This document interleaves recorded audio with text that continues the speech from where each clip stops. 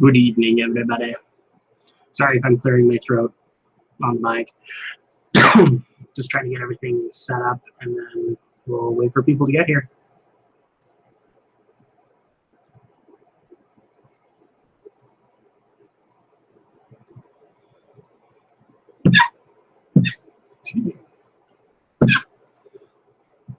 Just had crap go down the wrong tube literally about 10 minutes ago, so yeah, it doesn't really work out. Let's see. Here we go. Here's our agenda for the evening, and it's pretty full. I have no problem admitting we might actually go for the full 2 hours tonight, which is awesomeness.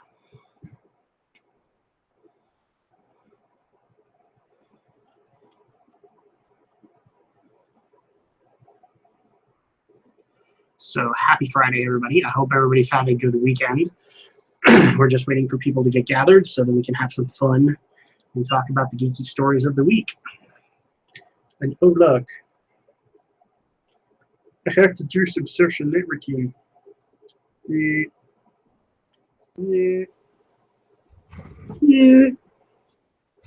The hell are you doing? Bumpity, bumpity, bumpity, bumpity, bumpity, bumpity. I don't even know anymore. What makes you think I know? Because you're you. That's not a good enough answer. I suppose not. You know me well enough. That's not a good enough answer. Pretty certain your dad looks me in the eye and just goes, at some point, he's like, why on earth did I let my daughter marry you? You did. Hi. So we got lots tonight. I do have spare stories in the back, but right now the plan is, unless people want us to talk about them, they're going to wait a week, because I actually found out about more Netflix announcements today via listeners. So my plan right now is to wait a week, make sure I have all of them, and then just probably do a big Netflix thing next week. Because we got a Witcher series or a Witcher movie, which isn't involving the developers. We have a series based on the Dark Crystal. Yes, the Jim Henson Dark Crystal, people, if you didn't know that. Originally it was, like, I've heard concepts for a movie. I've seen concepts for a series. This is a series, and it's a prequel series, which is really cool. The other thing that people wanted to point out to me is, I guess Defenders might get delayed in favor of some of the newer stuff that they've announced. So I have not been able to confirm this online yet, but they were talking that the Defenders might get delayed for Cloak and Dagger. And like, that doesn't sound right, but got that.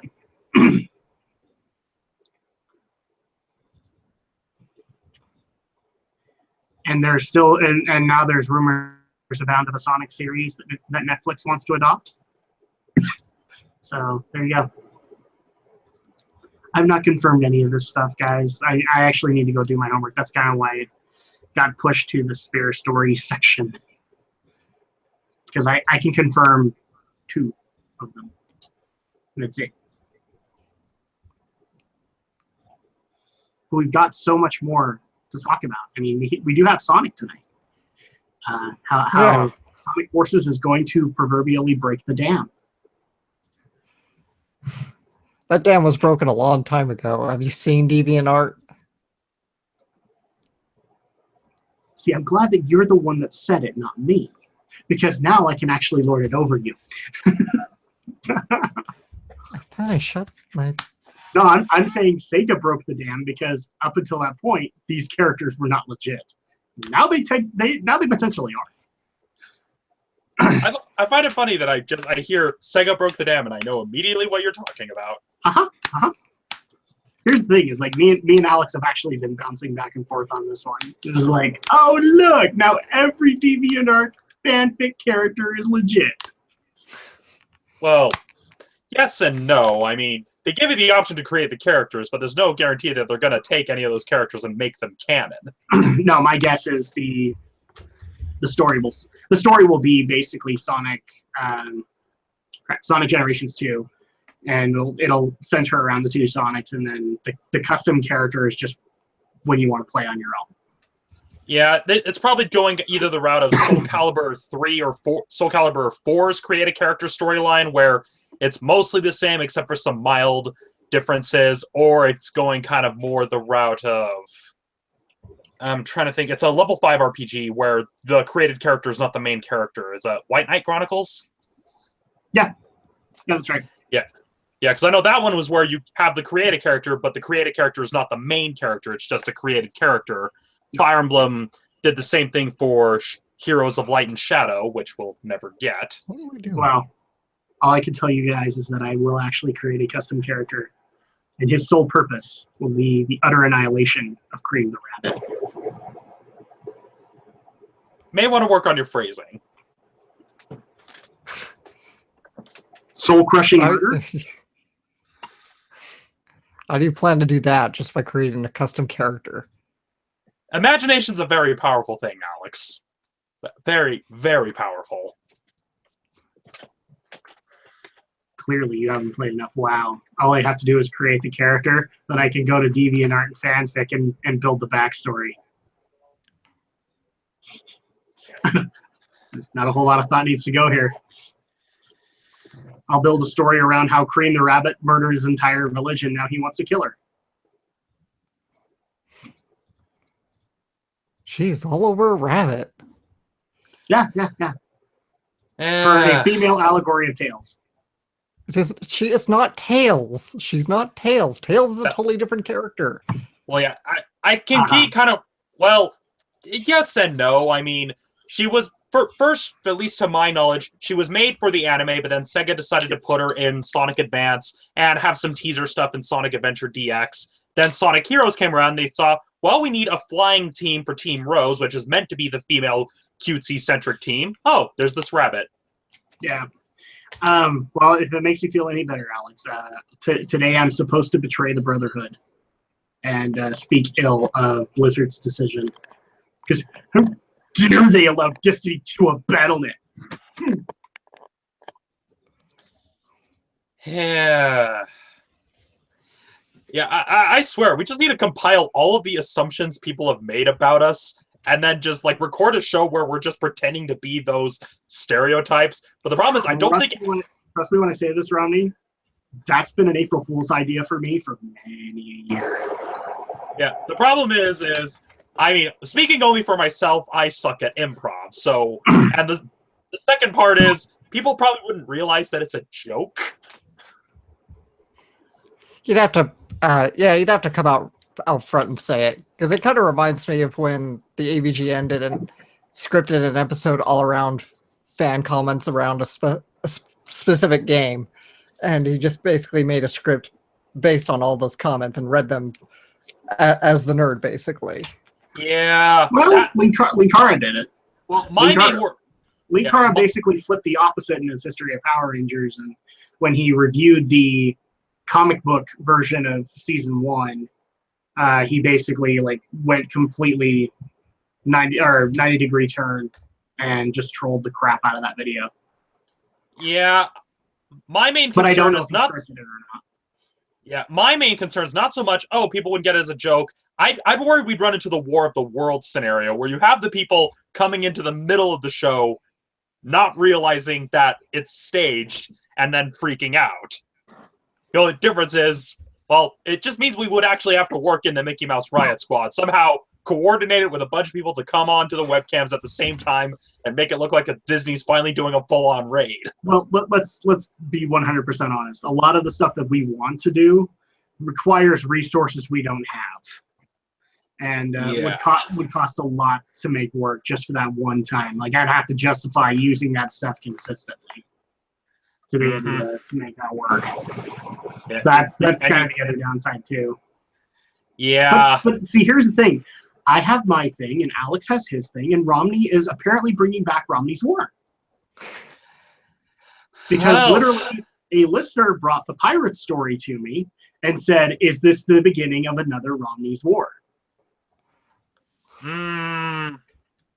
Thing is, it doesn't have the same surrealness of James Franco and Seth Rogen inevitably starting World War III. It just doesn't have that same spice to it. No, but I like the comment. It was like, I guess, because I don't even think it was you that brought it to me on the feed. No, I didn't even know it was happening until I saw it wasn't actually in the Geek Was it Alex? Was it you, Alex, that found the story? Yeah, I put the story up. On our feed, yeah. Yeah, I didn't first hear about it until I saw it on like one of the TV stations when they were covering it. And honestly, if they want anything close, I guess this would be like Romney's mid-ocean skirmish, maybe? Something like that.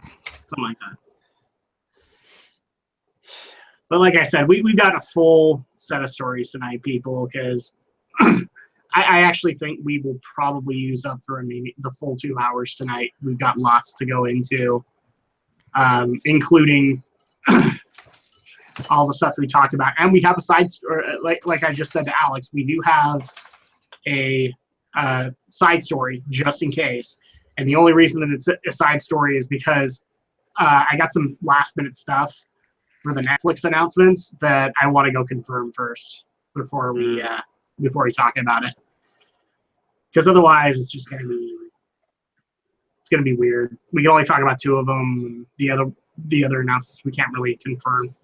Netflix, stroking the heartstrings of many fans, Indeed. only to lead to eventual disappointment when ideas fall apart. But hey, I got my Marvel fix, so you know. Yeah. Oh wait, Drek, you're not supposed to like Iron Fist. Yeah, I like Iron Fist. Yeah, I haven't really watched any of the other Marvel stuff because I'm just burnt out on superheroes, man. It's just they're everywhere. I mean, it's like comics. Like, okay, they're in comics. That makes sense. Now they're in movies. Now they're in video games. Now they're in TV. There's no escape. You know what? I'm kind of there with you, because I've been watching the Marvel series, and I tried to get into Supergirl, the current season of Arrow that I'm on, and Legends of Tomorrow, and I just kind of got burned out. I want to say about 3 or 4 episodes in on each of those. I just said, nope, I can't make it work. I just can't. It's too much. Yeah. And even comic-wise, the kind of comics I've been reading have been more on the fringe. I mean, Power Rangers isn't exactly on the fringe when it comes to superheroes, but at least it's a superhero comic that doesn't have a bajillion years of continuity I have to go read up on. Yeah, this is true. And for some reason, I think your camera died, Romney. Huh. Looks fine to me. Yeah, you're okay. I've got a little bit of a dirt face right now. I don't know what to do about it, but okay. I think it's just your stream lagging. Yeah, I'm gonna test something. Did that change at all? No. Okay, Good for me. All right, so I'm guessing probably me. Yeah. Yeah. Definitely. That happens. What are you guys trying to say? I'm saying you're the only person that's seeing the problem, so it's definitely you. No. It just means you need to throw. It just means you need to throw a few more. You just need to throw a few more gnome goats on the altar. You'll be fine. No, I forgot to pick up something at the store. Yeah, it's been harder ever since they've been put on the endangered species list. Should have gone farm some in a while. That would have worked. I could have gotten some gnomes, taken some goats, stapled them together. Maybe, but isn't it quite the same? No, it's a great value version, but it works. All right, so yay. Well, let's go ahead and get things started. Let's get this party started. All right, Sound speed. Let me know when you guys are good. Good. Rolling. Sound speed. All right. 3, 2, 1. And here we go, everybody. Welcome, everybody, to another episode of Geek News, Reviews, and Opinions, the podcast where we talk about the week's events in Geek. I'm your host, Adam Mickelson. I hope everybody's had an awesome week. For me, it's been busy, and it's going to continue to be busy because we're getting ready for big summer events like E3 and all that fun stuff. And, of course, welcome to the podcast, and we have our usual panel of fellow geeks, fellow YouTubers, fellow awesome guys in general. Let's go ahead and start things off with Aldo Gomez of BoardOffline.com. How you doing, Sam? Good. Good. Okay. Okay. That works.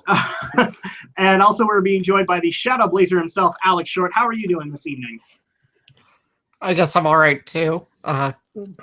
Busy week is for me as well. Good. Okay. Good.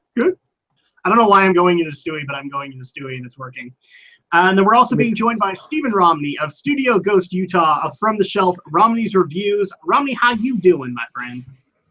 Doing pretty good. Trying to get back into the swing of video production now that I'm over the nasty sinus infection. It's just finding clips for a video game you can't capture for makes things a bit tricky, but, well, I'll manage. Tell me about it. That was like me a couple of weeks ago while trying to figure out how to do Diablo 2, Diablo 1, if I could even remotely make that work. Yeah, it was not fun. So let's go ahead and get into the stories that we have this week, because we got quite a bit, and I'm going to be honest with people, we probably will use up the full 2 hours this week, so I hope everybody's excited about that. We aren't ending early. But, of course, we're going to start things off with an announcement that literally happened 2 to 3 days ago.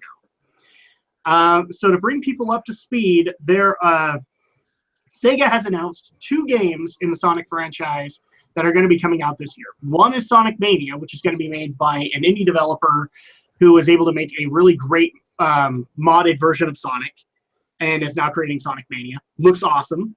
The other one is Sonic Forces, which is basically the Sonic 2017 main Sega title.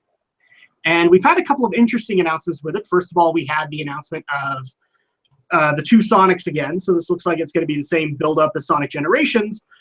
But then we got a subtle hinting, I want to say about a month ago, on a third character. And we didn't really know who that third character was. We were speculating. But now we do. And it's you. I'm just going to let that sink in for a second, people. It's you. Because Sonic Forces has officially announced that there will be a custom character creator within Sonic Forces. So you can create a character to fight along Sonic and his friends. I suddenly hear the cries of joys from thousands of DeviantArt users. Do you feel that in the Force? Yes. The only difference yes. is that they are not going to fall silent anytime soon. No. I was actually going to say that this opened up the DeviantArt dam. This opened up the fanfic dam. This opened up the dam. So we're going to see like tons of custom created characters, probably even in the Wii U main menu, or not Wii U, but does Switch have like a Miiverse? Switch. Does Switch have like a Miiverse? I don't think they do. No. Not yet, no. No, you have No. I'm not sure what you're saying no to, Aldo. Everything? Keep going. For me. Yeah, so at that point, I mean, that's pretty much the announcement that there's going to be a custom character creator. And already the internet has speculated that this is going to, well, basically introduce everybody's fanfic character fighting alongside Sonic. We're probably going to get Let's Plays of these said fanfic created characters. And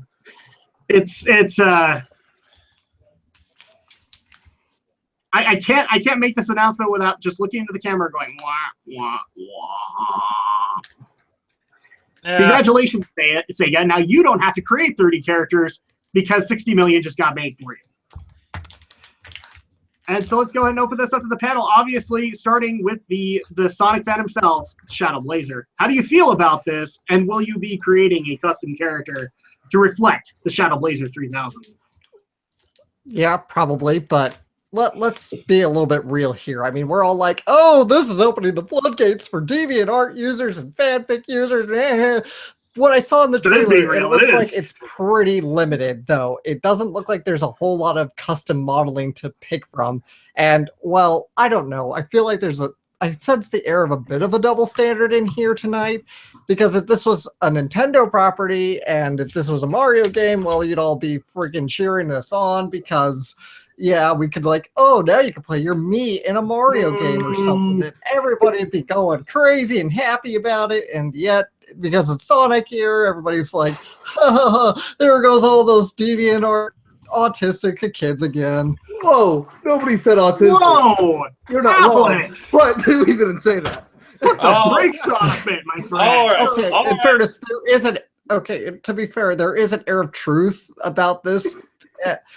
And I don't mean to be snarky with this, but there is an air of truth I don't think the snark was the problem. People with autism are inclined to be drawn to Sonic characters because of the simplistic nature of their designs. So it's a meme now. Let's face it. Unfortunately, that's transformed itself into this mutated meme. So to interject a little bit here, I don't. It's a little. Yes, it is a little bit of hypocrisy, double standard. Because when Grand Theft Auto says you can make a custom character, everybody flips their car. They're like, yes, I can bang prostitutes now. But yeah. I guess the joke here has been that Sonic OCs have been a staple kind of joke of the fandom for years. I mean, Dorkly has a video about Sonic meeting his own the OCs of the fandom. Yeah, he has 2 or 3. So Dorkly has one. I think College Humor has one as well. So, anyways, but so I think that's kind of the joke that we're going here is that all these OC characters are now validated. But I mean, like you said, it's kind of the simplistic nature. It's really easy to make a character as Dorkly jokes. You can make Kevin. Yes. But you can make Kevin and Derek and all that. You can be Dylan the Hedgehog, who is Sonic's imperfect clone and is also pregnant with his child. Thanks, and what was the girl in that video? Sonia. So Sonia the Hedgehog, because she was the one who impregnated Dylan. Yeah. Anyways, it's a little weird considering Sonia's supposed to be Sonic's sister, isn't she? In that universe. It's I don't know. It's weird. It's a stupid YouTube video from 2012. Alex, not even Jerry Springer could fix that universe. Trust me. So I know how it sounds, but I mean the shoes have been on the other side because Nintendo did come out with their Miis. And they're now you can use your Miis in Mario Kart, and everybody was like, or in Smash Brothers, because you can make the custom Miis in there. Well, yeah, I mean, I'll take it even further. Create a character in both Mortal Kombat and Soul Calibur. Yeah. Yeah. Or another thing that came to my mind was. I just think the meme finally, like you said, it's a meme now. So I think the meme just finally came full circle from people making their unofficial Sonic OCs to now making their official Sonic OCs. This is really why I'm making the joke of this broke the dam, is because, well, in all honesty, Sega doesn't have to create original characters anymore. They're going to be created. And I have a feeling that, let's just say for the sake of argument, if you can, teach people how to make these designs and people will flock to certain ones, then maybe Sega will incorporate them and make them original characters. That's what I'm saying. It's broke the dam, but it's Sega. But you're right, Alex. Doubting it. You're right, Alex. This is not the first time a custom creator has been done. Yeah, though I'm kind of doubting we're going to start seeing OC characters become canon, because we talked about this way back when we talked about people petitioning for a little girl's Blizzard fan art to become an official character, that there's so much legalese and mumbo jumbo involved that Sega would just rather not deal with it. So, well, okay, so canon is definitely the wrong word to use, but it's this sense of validation of people's OCs. And I think it's a little hilarious because, I mean, to be fair, if I got to play a Zelda game and they were like, now you get to create your own Link, you would bet I'd be all over that. Well, but Breath of the Wild, you technically can because you can put him in whatever outfit you want. You're still blonde, pony-haired Link. That's changing outfits. That's hardly creating your own Link. That's not, Like a better example would be something like Saints Row 4, which you can basically make the character look however you want. I mean, but that's still a character. That's still that character. Anyways, we're getting like super sidetracked off something that the specifics of what's an OC and not. But yes, I do agree with you. The options do look limited. They've cut it down to like 7 species, I think, that you can be, and they're all like similar in shape. There's like let me look this up. Sorry. I'll go ahead and go into my opinion really quick, which is, aside from what Alex is thinking it's going to be, yes, this does break the dam, but you know what? This is not the first time I've seen a game implement this stuff. I mean, I know friends who, yes, do like Dragon Ball role-playing, created their character in Xenoverse, and now get to go on their own adventures. So this isn't necessarily something that I'm against. If they want to do it, that's fine. How does this affect me? Not really, because I just play Sonic Forces. I wouldn't create a new character, and I'd be on my way. Oh, do I have to? Yeah. Okay. So it's a core part of the game. Yeah, it's I'm gonna create a character that has a big middle finger that goes throughout the levels, just flipping everybody off. Well, it's an E-rated game. Yeah, so it's an E-rated game. No amount. I mean, the only way you'd be able to do something like that would be basically game sharking your. I can justify it. That I can only make so many fingers. I mean, to be fair, you don't even have to play it. Like that's that's the cool thing about America. You don't have to. No, I'm gonna play it. I'm okay with it. Well, then don't complain about it. Okay, then fine. I'll be the guy. I'll be the guy that everybody hates because I'm just gonna create a character that I want to create and move on. But he can't flip a middle finger, so you already can't. Just kidding. I can't. Anyways, the 7 species are wolves, rabbits, cats, dogs, bears, and birds, and hedgehogs. So no echidnas. But no echidnas? Yeah. What the hell? That's weird too, because I actually, when I heard about this, I was like, I didn't hear foxes or hedgehogs in there. Yeah, there were hedgehogs. Okay, hedgehogs are in there, but no echidnas. No, but there's wolves. No echidnas. Well, I mean, when you... I'm probably gonna throw in here's my Sonic trivia sort of card here being thrown in. I mean, in universe they've always been kind of flexible about whether or not the echidna population is endangered or not. Some games say that Knuckles is the last of his kind. Some say that he isn't. So maybe Sega's thinking, we don't want to create another model, so we'll just say in this universe, which could be based on the modern Sonic that's not Boom Sonic, they'll just say, oh, well, Knuckles is the only echidna left, so we're not going to put the model in. That's just me spitballing the canonicity of that, maybe why.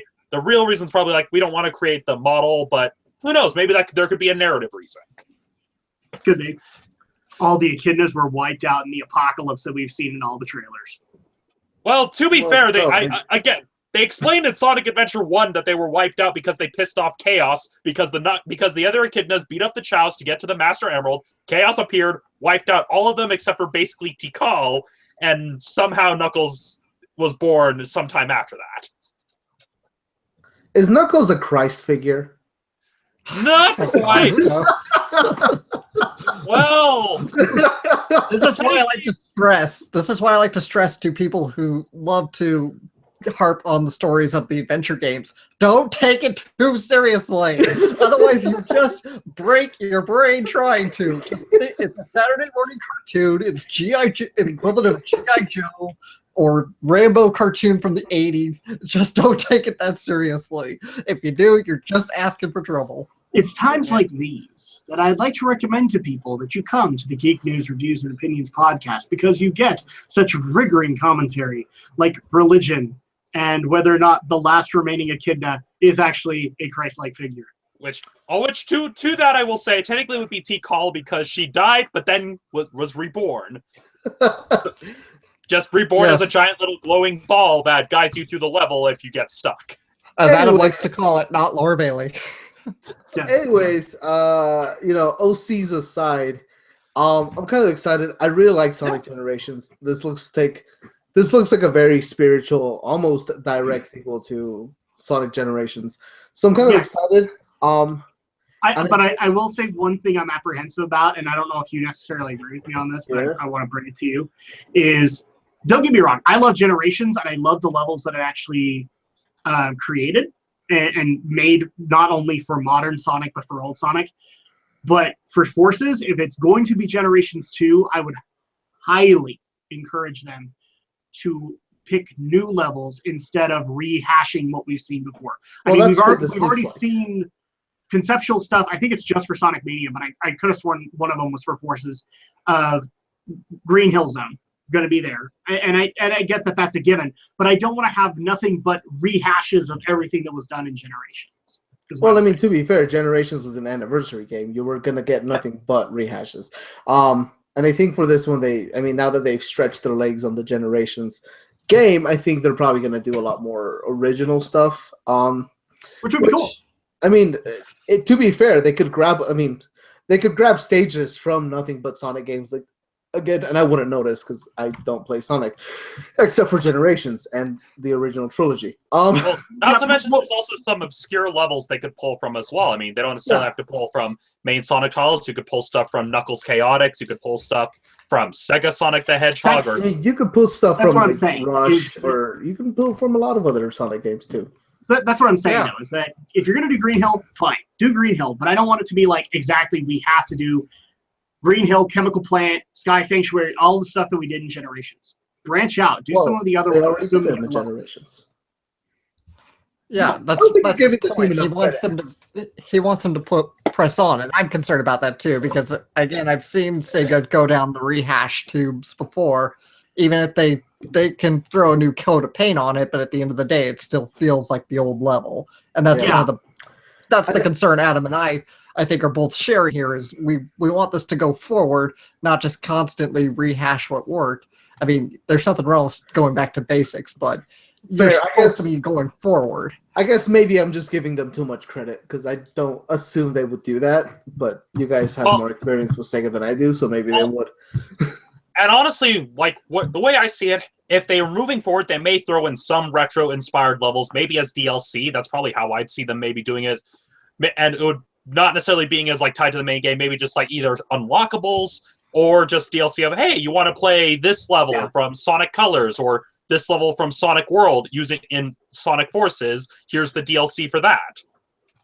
Yeah, and so at that point, but I agree with you, although I really do think that, since it is an anniversary edition, we're probably going to get, heaven forbid, brand spanking new content, brand new levels that maybe were thrown on the cutting room floor, who knows when, and now they can do them here. And that's the most exciting part for me. I do think the thing I'm excited for, not necessarily playing as an original character, but more actually the gameplay that revolves around that original character. They're like a gadget user. Yeah. So those stages are meant to reflect more or less the mechanics that we saw in Sonic Colors, I think is what they said. And I really like Sonic because Colors, it's from the same team that did Colors. Well, not just that; it's just like a different mechanic, so they can keep Sonic 1 and Sonic Classic and Sonic Modern in their own respective thing without throwing too much at them. And maybe Alex can confirm this because I don't remember it exactly from the trailer, but I think Wisps were actually in it, weren't they? Yeah, Wisps are in it. Yeah. So at that point, there's plenty to look forward to because we not only have the gadget, we have the Wisps returning, probably even new Wisps that we haven't seen before. It's going to be exciting. I like, as much crap as I'm giving over the custom creator tool, I'm excited for this game. I'm looking forward to it in the holidays, and I'm hoping that it's going to be able to turn Sonic around, especially since, I mean, you and me played Sonic Colors. I love it. I still like Lost World to an extent, even though you don't. But it's kind of based in that same aspect. So at that point, this just makes me more excited that I'm going to get a game that I think fans are going to want, not necessarily trying to do 2016 all over again, or Rise of Lyric, heaven forbid, all over again. Yeah, and another thing to kind of consider, to kind of come to Sega's defense with the custom character things, yeah, it's easy to make fun of, but given how cool they've been with social media, they probably figured, hey, we know people are making these characters anyway. Let's just have fun with it. And we'll just put it as a feature in the game so that the players can have fun. And I'm sure they probably would encourage kind of the playthroughs to show off all of the created characters players make, because unlike Nintendo, Sega's actually been pretty nice and pretty encouraging and pretty supportive of the fan community. And so this is probably their way of saying, hey, let's let them have a little bit of fun with this game. Exactly. So final thoughts before we move on into the next story tonight, because it's just the trailer. I have a feeling we'll get more details at E3. Sega will be there. I know that they're going to be advertising more than just Sonic Forces. But final thoughts? Cool. I think we set up these. So now I get to be put in the spotlight once again, because I literally got this, guys, I didn't see the announcement right away. I saw it when a listener emailed me the story and said, as a Blizzard purist, I'm supposed to hate this. So already you're walking into a good story, right? Right? So in case you guys missed it, it was literally announced yesterday. Blizzard has announced that the Destiny 2 PC version will be available exclusively through Blizzard's Battle.net service.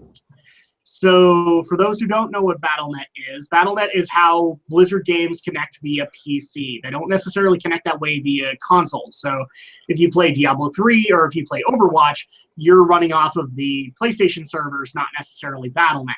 But since Bungie is partnered through Activision, and Blizzard likes working through their partner Activision, they have since offered or been given the offer and have graciously accepted to allow Destiny 2 to work through the Battle.net functionality. So you'll be able to see when your friends are in Destiny 2 just as much as when you see them in Heroes of the Storm or Overwatch. You'll be able to talk to them, do voice chat through there. I'm sure the Facebook connectivity will also work for Destiny 2. But Blizzard obviously is excited. I've seen numerous devs actually talking about this. They're excited for the prospect because not only are they fans of their own games, but they're also fans of Destiny. So this looks to be a good thing. And I guess I have to ask the question, why am I supposed to hate this? Because it's a non-Blizzard franchise on a Blizzard platform. Like Okay. that's part of the purist thing, is that's the anger. Okay. People assume you're a purist, so they're angry that you're not angry. Yeah, I'm not. I'm not pissed off at this at all. I think it's actually a great idea because here's the thing. People who, like Blizzard fans, especially Blizzard fans that I know, like to not necessarily stay to a game for too long. What this allows for them to do is if they get burned out on, say, Overwatch while waiting for the next character, or Diablo waiting for the next season, they can go play Destiny 2, and we can still talk, and we can still have fun and talk in voice chat if we want to go that route. Granted, a lot of people that I am Blizzard friends with, I talk in Discord. But this is a great thing. I don't necessarily see the bad stuff with it, but apparently, yeah, as a purist, I'm supposed to hate it. So, Aldo, your thoughts on this? I mean, it's okay. It's Destiny on a PC, great. About time. Yeah, like that's my only takeaway. Like I don't give a damn what platform it's on. It's on PC. They could have put it through GOG. They could have put it through Steam. Either way, I'm playing it with a stupid keyboard and mouse. Like it's gonna happen. Like that's. Yeah, I mean, they don't still don't have dedicated servers, so screw Blizzard. Not Blizzard. Screw Bungie. They still don't know what the hell they're doing with an online multiplayer MMO type game. But whatever. Well, and I'm wondering if possibly because of this friendship, Activision can hopefully have Bungie be taught by Blizzard to do that, because I already know a lot of people who have seen the Destiny 2 announcement, and their biggest problem is they don't want to see the problems of Destiny 1 being repeated. And so that would probably be the better way to do it, is have Blizzard teach them. I don't know if they will. I don't know if that's part of the deal, but here's hoping. I think that's a little too optimistic for Bungie. Probably. I don't know. I'm not a dedicated Bungie fan, so I can't comment on that. So yeah, I mean, two people saying it's good. Alex, what is your take on this, since you are neither a Destiny fan nor a Blizzard fan? Well, I can say I have no opinion. I mean, I guess it makes sense. It's Activision, and Activision is a part of Activision Blizzard. I don't know if there's any relation here. Just trying to do the wiki walk real quick to see if there's something I'm missing that I'm not understanding. I don't really see any reason to be upset. Yeah, I mean, not really. It's just that. It's just that this is the first and only time that Blizzard is accepting a non-Blizzard franchise into their platform. Like every game that's ever been on Battle.net, which is technically officially called the Blizzard app. Yeah, it's the Blizzard app now. Everything that's on there is made by Blizzard. It's handled by Blizzard. It's their properties. So this is the first game to kind of break that wall. It's the first non-Blizzard game to be hosted on the Blizzard app. And the funniest thing is, I knew people who were screaming that this should have happened 5-6 years ago, and they're kind of surprised that Activision didn't put their foot down and say, you need to put our games within your platform. The reason being is Blizzard, look, as much as there is Activision Blizzard is self-sustaining. Blizzard took care of their own stuff, and when people did get involved, it didn't end very well for either party. So at that point, Blizzard just, the way that the relationship kind of worked was Blizzard went and did its own thing, and Activision collected the paycheck afterwards. Yeah, but on that aspect, though, I really don't want the Blizzard app to get bloated with a bunch of other. No. So, I mean, there's a middle I don't ground. I don't want the Blizzard app to be like the next answer to Steam. Right. No, I agree with you there. Yeah. So, and that's what I would probably strongly encourage that they avoid is like Destiny 2 makes sense. But we need to be very selective with the games that actually go in there. We don't necessarily want to see the Blizzard app become Uplay, Origin, all of those other services that have not really worked out for their designated companies. Especially since, like I said, Blizzard has really kept to themselves. When Activision gets involved, that's usually where Blizzard fans like me go, I don't like this, because it doesn't work out well. Romney, your thoughts on Destiny 2 making its way to the Blizzard app? I'm kind of in the same boat as Alex because I am neither a Bungie fan nor a Blizzard fan. And so I'm just I'm basically indifferent. I mean, good on them for being a bit more experimental because I can see where companies like Activision and Bungie and Blizzard can kind of be coming from here, where they're just like, we don't want Steam to be the monopoly on digital distribution. And so maybe this is kind of a way to test the waters a little bit and see if this plan will work. Especially since I'm thinking from their standpoint, where they're thinking, okay, well, we want to distribute this on PC digitally, but we don't want to have to give money to Valve. What can we do? Oh, hey, we have Battle.net. Let's test out this game that's already supposed to be like an MMO on this service, and we'll see how this goes. It'll either go well or not, but honestly, in terms of the whole Blizzard purism sort of thing, I'm indifferent to the whole thing, but hey, it's just basically a company being a little bit experimental because, well, that's how experimentation leads to innovation. That's just how it goes. Exactly. There really isn't much else to add there. I mean, if people want to convey their frustration with this, if they don't like the idea, they can obviously email us and we'll or follow us on Twitter and we'll give you guys our honest feedback on your apprehensions and things like that. But there really isn't a whole lot to go into here.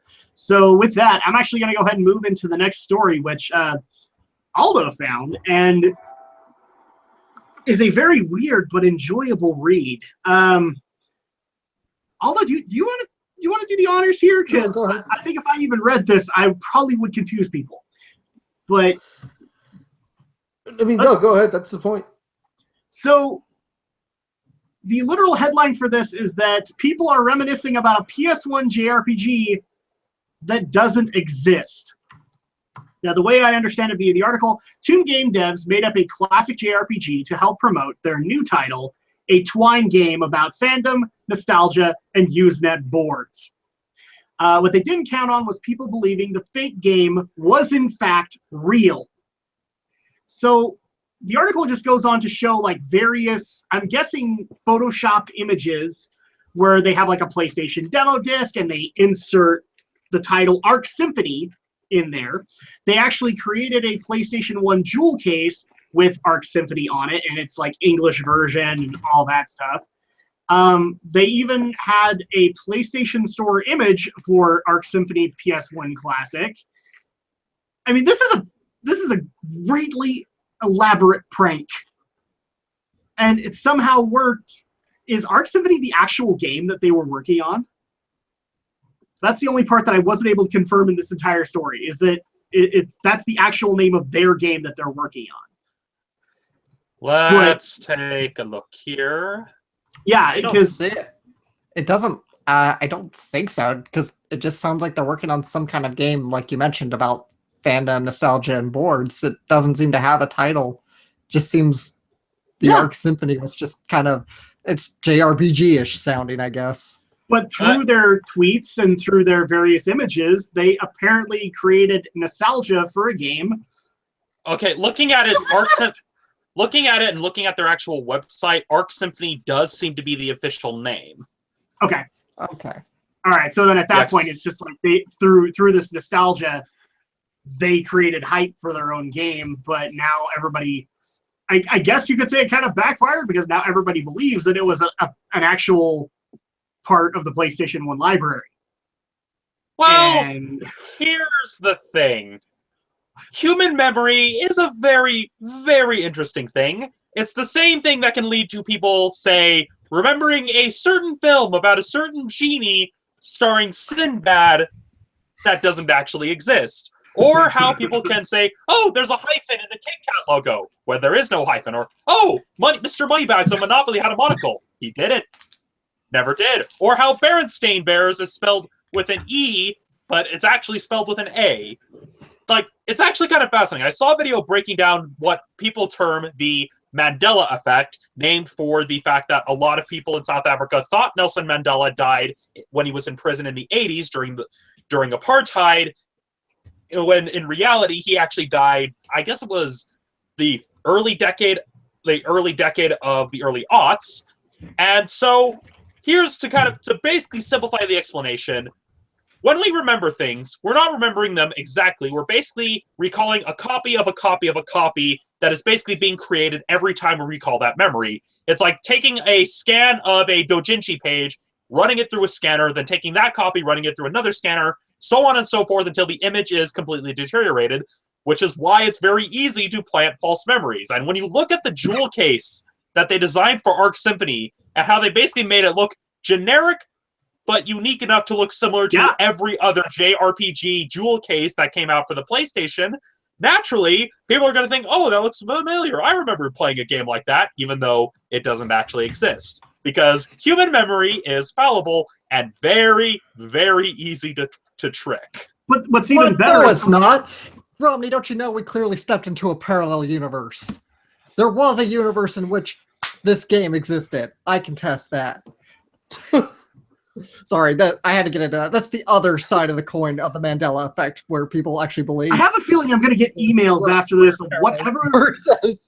whatever Alex is on this particular episode. Keep him on it. In fact, double the dose, because the levels of snark cannot be denied. Well, yeah, and that is good, Alex. Yeah, and that's good. You know what? Yes. Although you just made the title.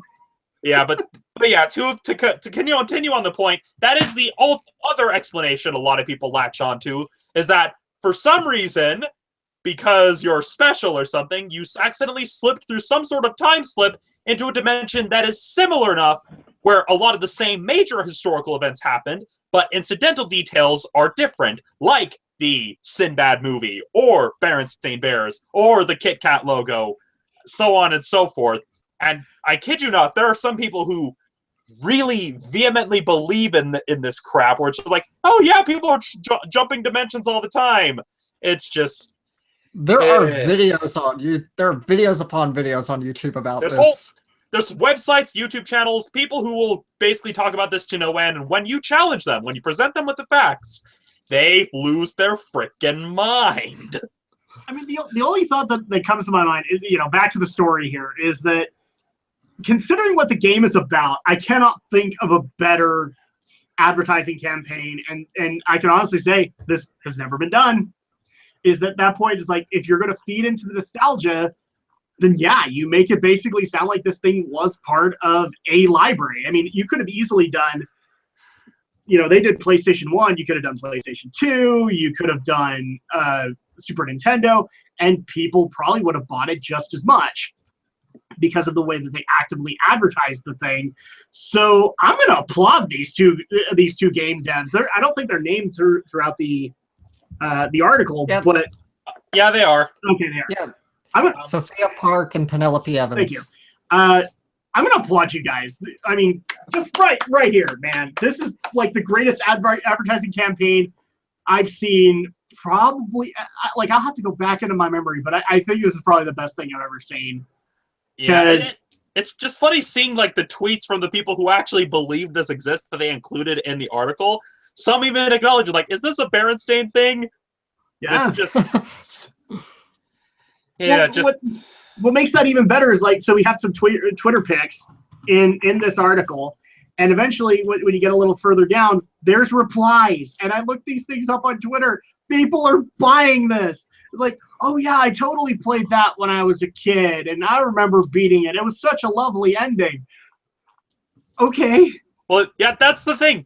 And the genius of it is that they made these jewel cases, circulated amongst their friends, and had them post pictures and posts to feed into that illusion, and it just kind of cascaded from there. It started with people who were in on the joke, and it's just running.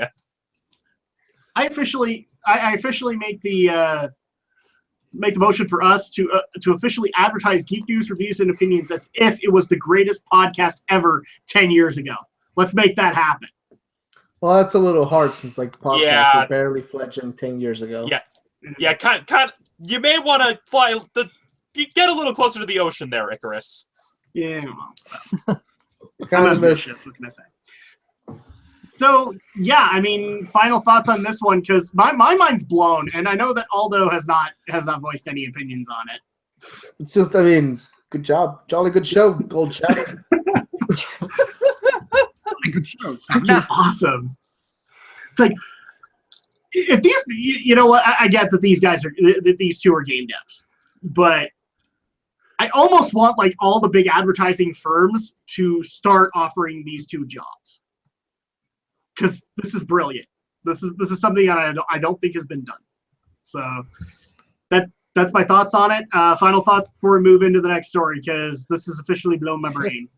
Just this. Insanely clever, it really is. Yeah. And speaking of the Mandela effect, James Rolfe has put out 3 different videos about the same thing.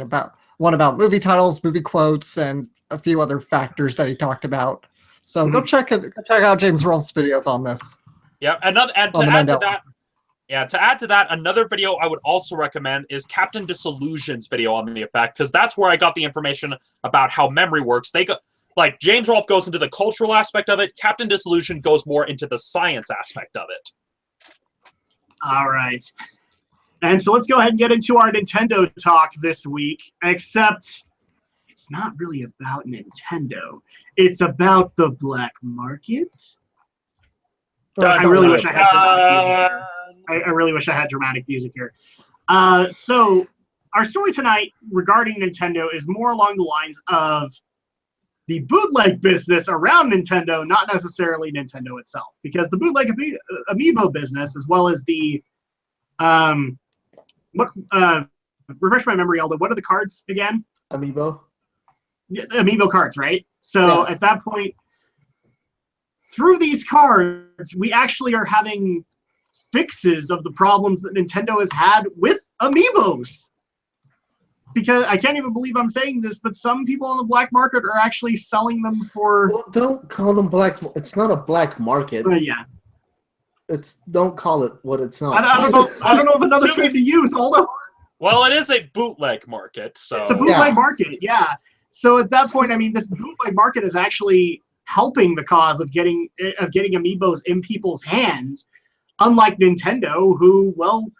I would actually dare say, amidst all of the good things they've done the last few years, can't seem to get their shit together when it comes to amiibos. Yeah, And I know the look on Aldo's face, he is going to punch the camera. No, I'm reading the article. I'm not. Yeah. Well, yeah, because I know people have made discussion topics, and I know Matt Pat made his video explaining why. It's not so much, oh, they don't know how to produce enough stock. No, it's a deliberate choice because less stock means more demand. I mean, look at what happened with how crazy people went when Wii's ran out shortly after launch and all the crazy madness that resulted from that. Dude, That's who paid that much money for them? I don't think it's by design because they don't get the money and they never re-release anything to fill that supply. I think it is just bad business decisions. Well, it is sorry. Well, it could go ahead. Well, from where I'm coming from, it's a mix of both. It's more that, hey, we're trying to cater to the collectors that are basically going to be collecting these figures, so maybe produce a little less of them. It's like, hey, this worked well for things like Pokemon and Yu-Gi-Oh, where people went crazy trying to collect them all. So we'll just basically simulate that, sell them at a lower price point without having to pay as much to manufacture as many. I just don't buy it because like it's also their refusal to get a bigger warehouse. It's a refusal to like increase shipping numbers. It's just a big refusal on Nintendo's part to really do anything smart with their business. Like I don't know. Well, part of where this comes. Go ahead. Sorry, go ahead. Oh well, part of where this comes from, and people do need to remember from time to time that Nintendo is based in Japan, and a lot of their missteps with marketing to the worldwide audience is that they expect the marketing practices in Japan to work everywhere else. So, for example, something like Street Pass, where Japan, the cities are really crowded, you're going to encounter a bunch of people. So, say, doing Dragon Quest IX's tag mode on a normal DS that didn't have the other software needed to make Street Pass a thing made sense in Japan, but in the US, where cities aren't as crowded, that's not as good. It's kind of like how Bandai expects people to pay $50 for a 4-episode Blu-ray of a Gundam series because that's how it works in Japan. Not really so here. And that's kind of why Nintendo's not smart about this, is because they keep thinking in terms of how do we market to Japan? Oh, well, this will work for everywhere else, when, as we've all seen, it doesn't.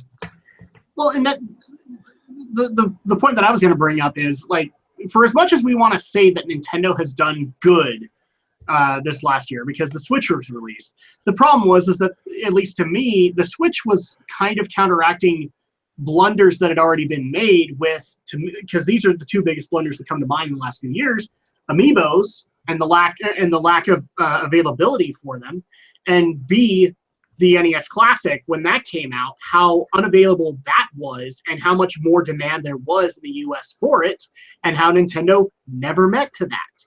So at that point, I actually kind of am on Aldo's side on this one. I really do think that this is something that Nintendo, with a lot more foresight, could have fixed, but it really feels like they don't and they have no intention of.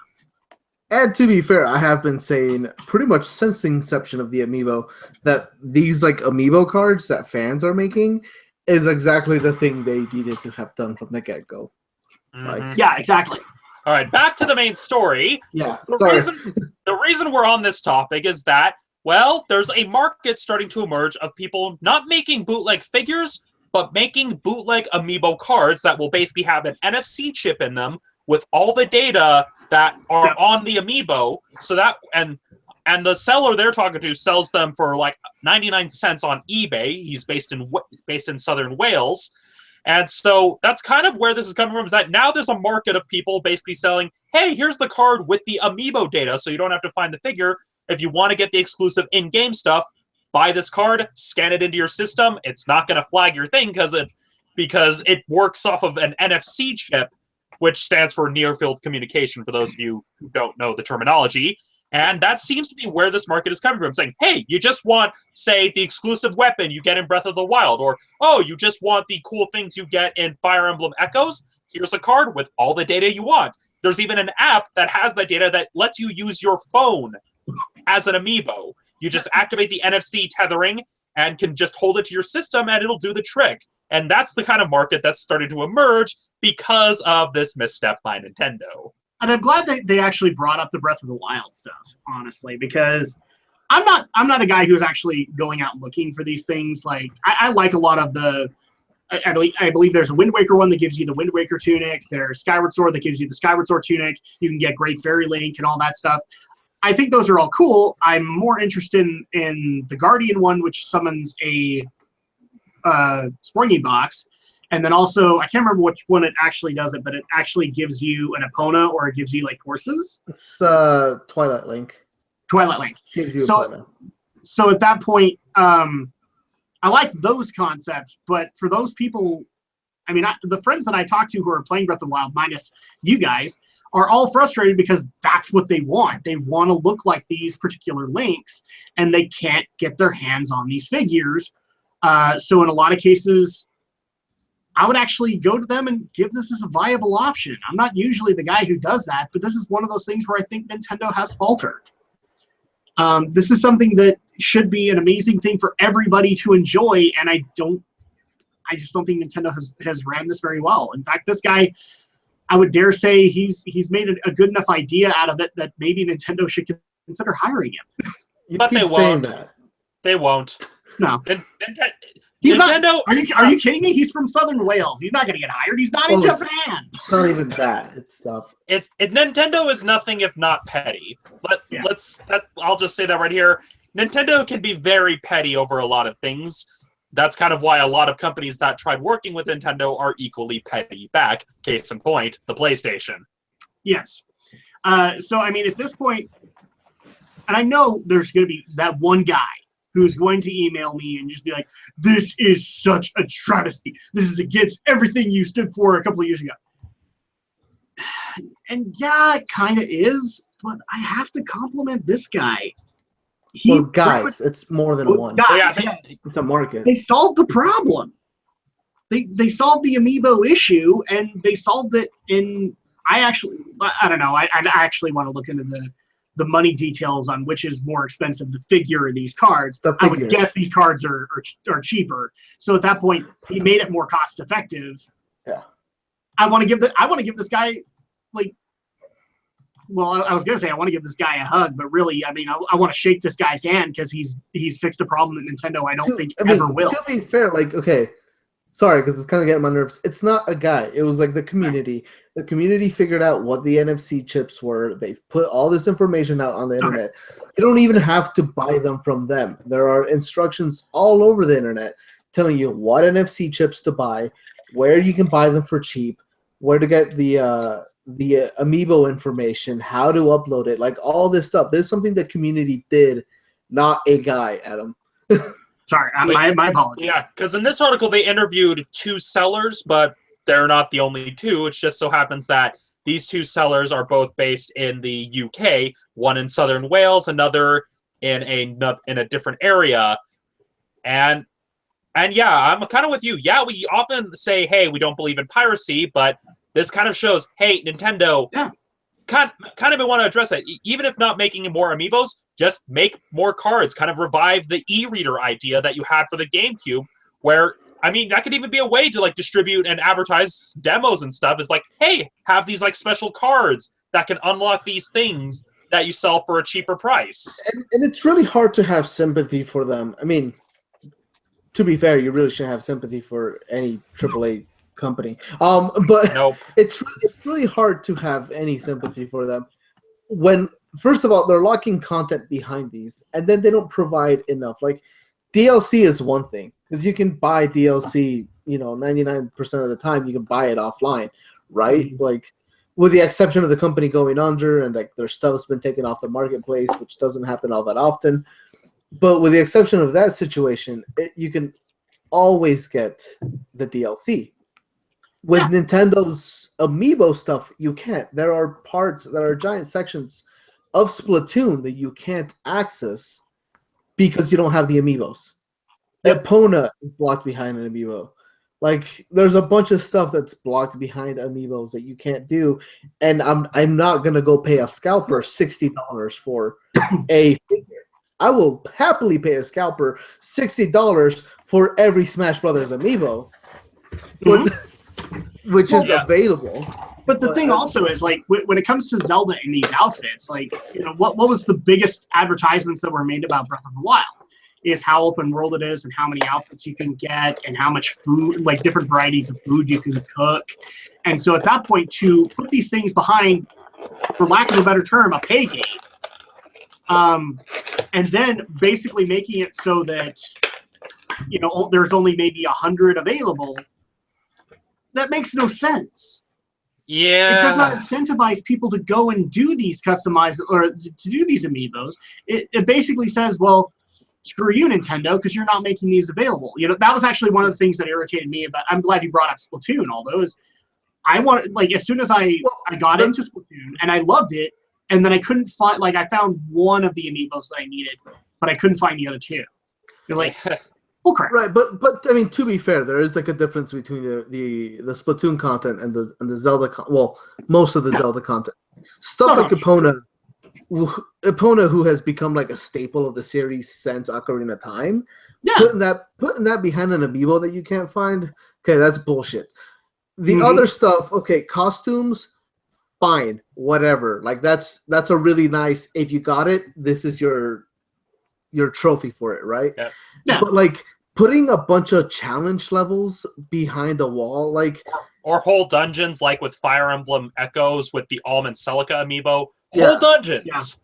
Exactly. Like that's the difference, right? Like if they'd have put shrines behind like an amiibo, I would have been angry. Like it's honestly, this is one of the few times that I actually like GameStop, because all the amiibo that I own, I bought used specifically for this reason. We're just like, hey, and the thing is, GameStop sells these the used amiibo for dirt cheap. It's like, oh, buy 2, get 1 free. And so that's how I literally amassed my whole collection of amiibo, is that I bought them all used, and it's just like, hey, Nintendo's not getting my money. I want the figures, but I'll buy them used just to spite Nintendo. I mean, to be fair, I'm still gonna try and get all the Fire Emblem amiibos because I like the way they look.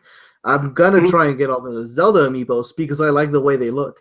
But if I'm gonna play like Fire Emblem and I can't find the amiibos I need to unlock dungeons, you can bet your ass I'm gonna download the amiibo and just put it on the card. Like, well, and actually another thing that comes to my mind is like, I get that the card is a thing now, but actually now that I think about it, that would actually be a great side option. Is like. For Aldo, yeah, and for me to some extent, like I'm not going to collect every amiibo, but I want to have those little figures. There's a lot of detail put into them. But what about the guy who doesn't necessarily want to have all those figures around the house? He'd just rather have the card. Like, and that would be a great idea for Nintendo to just do. I don't even like a preference thing, right? There are like it astounds me that this isn't something that like they've done earlier, considering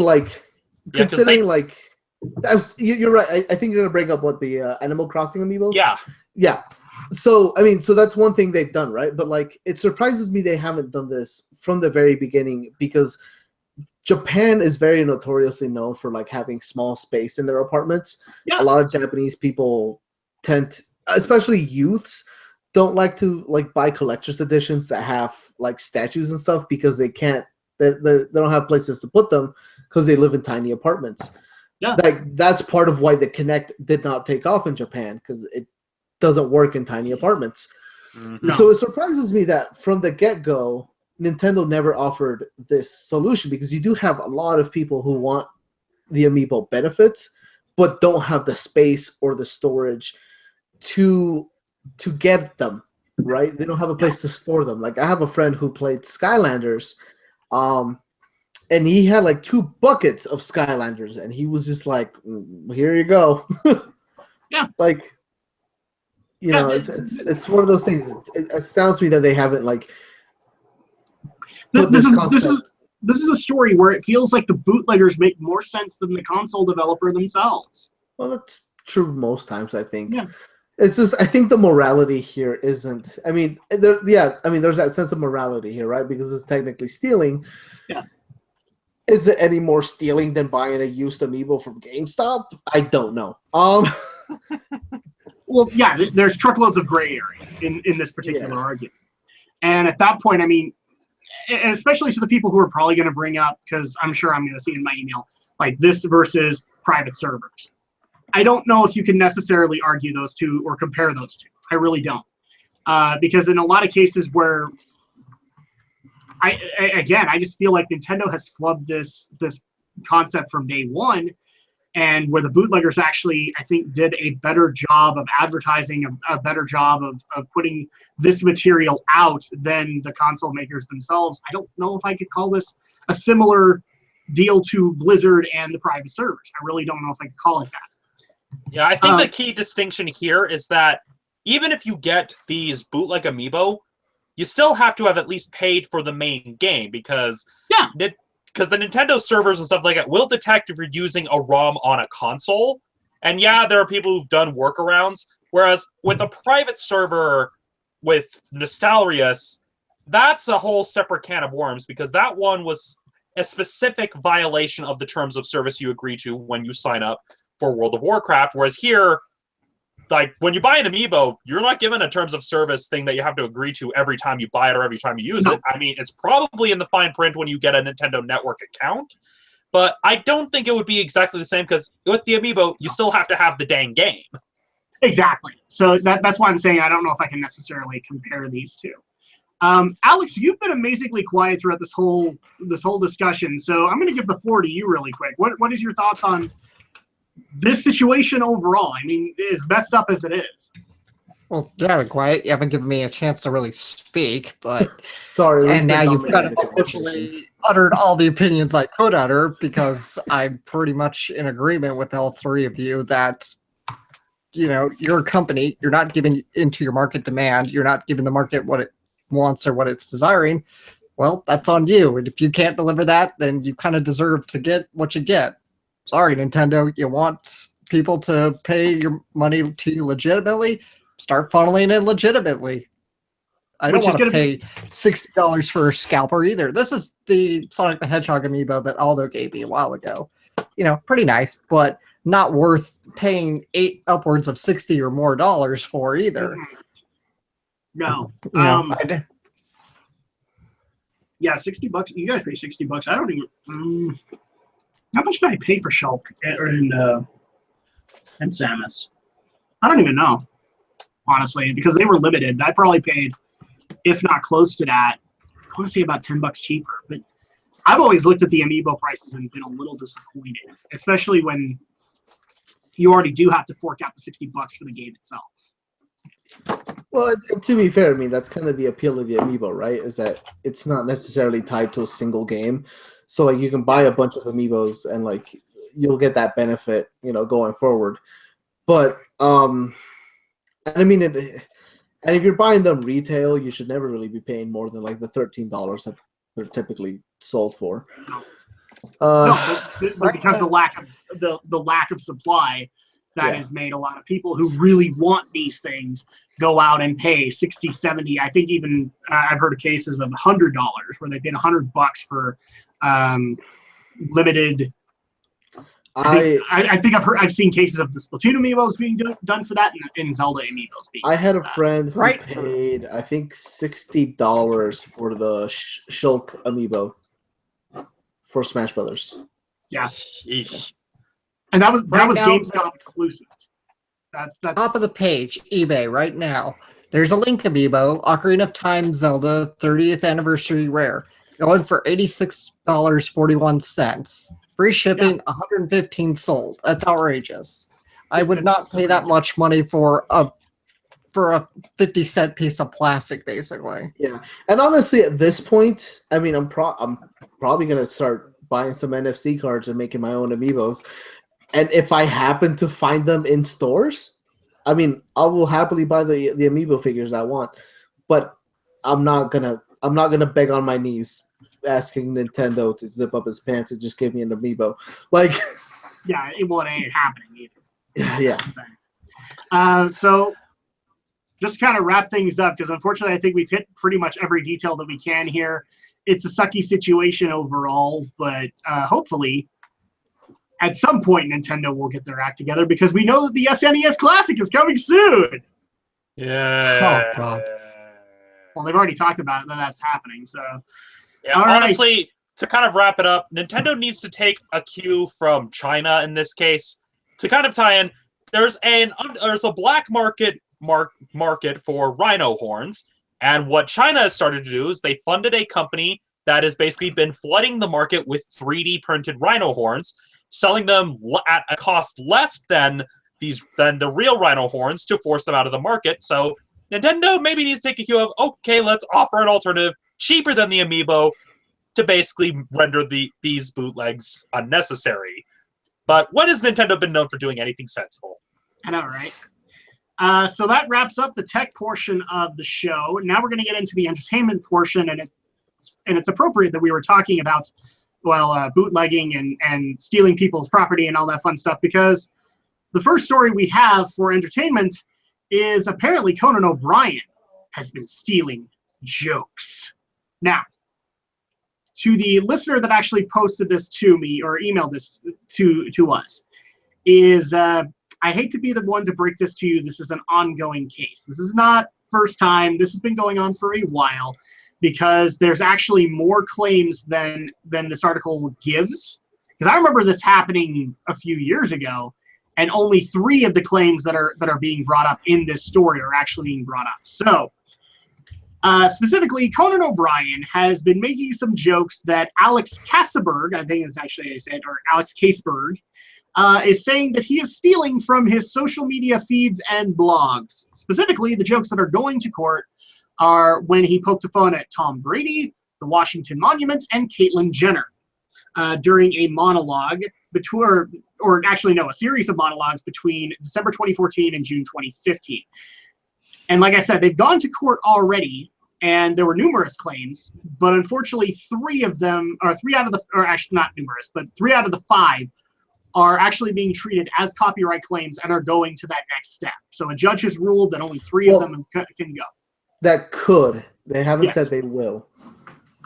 Oh, yeah. Okay. My bad. Yeah. Yeah. So, 3 of them out of the 5 can actually go, and will be copyright claims by Kasseberg and his lawyers against Conan O'Brien. So, and I love some of the quotes actually in the story. Accusing a comedian of stealing a joke is the worst thing you can accuse them of, in my opinion, short of murder. And this is O'Brien in a deposition. So basically, this guy is saying that Conan O'Brien or his writers were looking in my Facebook and stole my jokes, and that's it. This guy's taking him to court over this. Now, Kasseberg, I believe it actually does say later on he is a fellow comedian. So yeah, he's a freelance comedy writer specifically. Yeah, freelance comedy writer. So at that point, it does make sense. Like, a lot of people are just going, "Are you really mad that somebody stole your meme off Facebook?" No, this guy actually wrote this stuff, and he is pissed off because somebody actually used it, so now he can't use it, kind of thing. Yeah, because especially when you're a comedy writer, ideas like that are how you put bread on the table. And if someone steals it, that means no one's going to buy what you're selling if someone else is already dishing it out.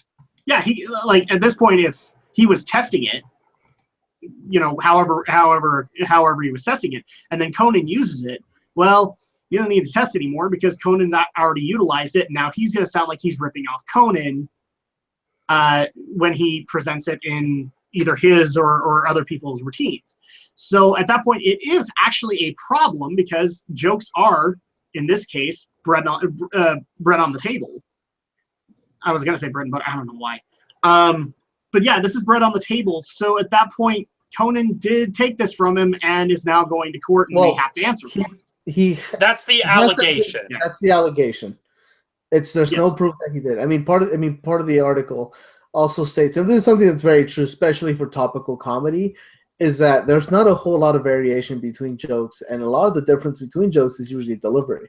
So, I mean, they could go to court, but even then, it's still it's not 100% certain whether he did or not, right? Because you would need to prove that they were looking at his social media. You would have to prove that these Which jokes... is hard to do.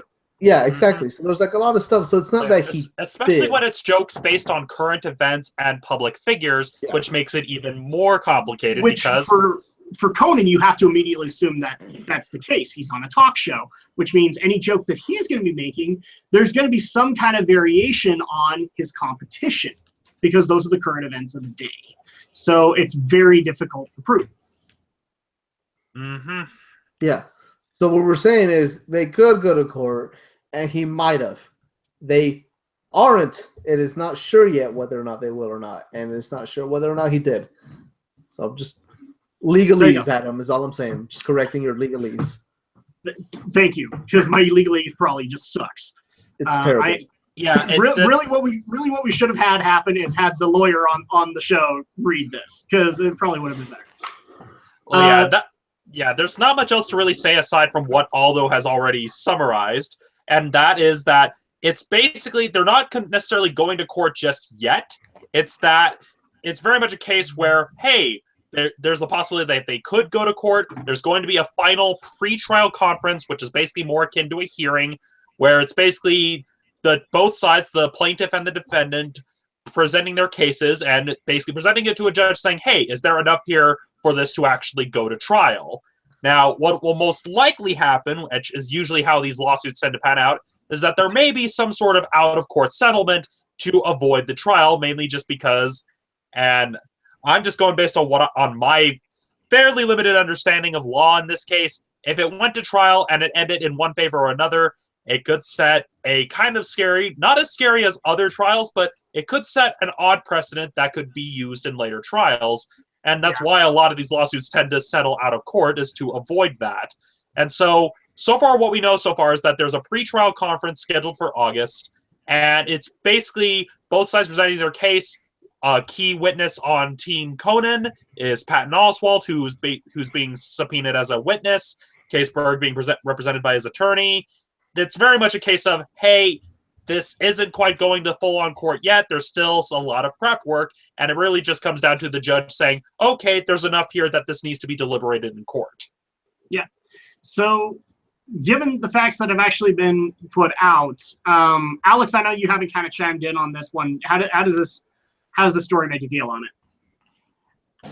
It is way too vague. I mean, accusing joke stealing. It's, a lot of Conan's shtick is generally topical humor. That's a lot of what his opening monologues are. It's just topical humor. So it's like, how can you even begin to supposedly prove it? A skit at least has some kind of there's some way to maybe prove a skit, but it just sounds like he's accused of stealing a joke from a Facebook feed. Well, and I think I don't think it stands much chance. Yeah, a skit to some extent will have some kind of a script. So then at that point, you can actually compare the scripts. Well, I mean, you can still do that. Like a monologue is scripted. You could, yes.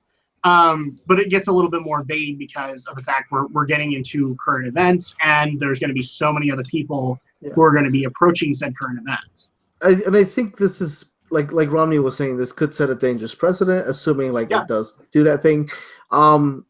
Because these lawsuits are not anything new. They have been known for many years when it comes to stand-up comedy, because joke stealing from comedians is a very notorious thing. Even Dennis Leary, who used to be a stand-up comic, was caught for it. Amy Schumer is notorious for stealing jokes and then butchering them.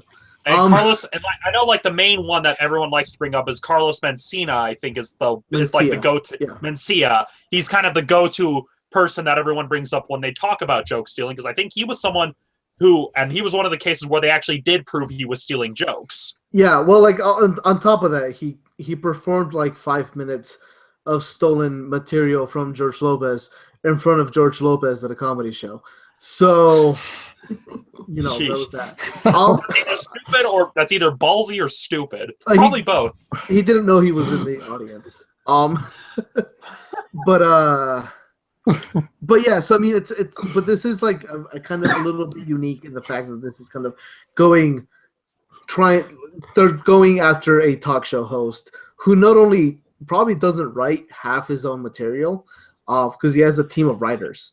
So in this case, the accusations, allegations are against Conan O'Brien, but you have to keep in mind that these are allegations on his team, on his writing team. Because looking at it, they're being leveled not against Conan the person, but specifically against his company and the people who work on the show. This is where you get into the kind of tricky of, he's going after Conan, yes, but not Conan O'Brien, the person who just happens to have a talk show. He's going after the people who produce the talk show. He's not going after Conan, the person. He's going after Conan, the TV show. Conan, basically going after Conan, the brand. I know, I'm just making a Conan joke. the Barbarian. Because this show is actually called Conan. Can I just... I know I'm having an ADD moment, but I'm just going to bring it up. Am I the only one, because of the story, that is thinking of the Jimmy Fallon sketch where, in order to parody Breaking Bad, they actually made it so that instead of making meth, they were making jokes and selling them on the street? No. Nah. Was that Jimmy Fallon? Or I don't know. I could have been Conan, too, actually. I don't think it was Conan. I have no idea. I don't even know the sketch. I need to go find it and send it to you guys, because that's the thing that comes to my mind is like people out in the middle of the street just selling jokes to comedians, because that's totally how it works, right? No. So yeah, final thoughts before we move into the next one, because we've said pretty much everything we can, which is pretty much a lot of hearsay. Yeah, it's another day in Hollywood, people. Yeah. And unfortunately, the next story that we're moving into is more hearsay because, well, there's a claim. We don't know if it's necessarily true, but the hackers are claiming that it's true. And that is that hackers have claimed to have plundered the Disney's forthcoming Pirates of the Caribbean film and are threatening to release it to the internet unless the studio pays a ransom. Specifically in Bitcoin. That's the key thing to remember. In Bitcoins, yes. They need to pay for their subscriptions online. I'll admit, when this got brought up, it made me laugh. Because at this point, okay, I hate to start from this angle, but how many people actually wanted the hackers to just release the new Pirates movie so that you didn't have to pay $10 for a ticket? I think a sizable majority of people. Yeah. So at that point, you'd think that the hackers wouldn't be holding Disney for ransom because the hackers have to know Disney ain't doing it. But at that point, it's just like, well, we already know this is Pirates, ergo it's probably going to be crap to some extent. Let's just release it onto the internet so that people don't have to pay for it. But no, Yeah. we're officially holding Disney for ransom before literally about a week and a half before the movie comes out. And yeah, it's just, I have no words for this. Why Bitcoin? Why for Bitcoin though? Because it's because Bitcoin can't be traced. That's why. Oh, okay. Yeah, so Bitcoin can't be traced, but just it makes more sense to me, maybe internally, that like if they stole Avengers Infinity Wars, Disney would probably pay the ransom. And even then, not necessarily.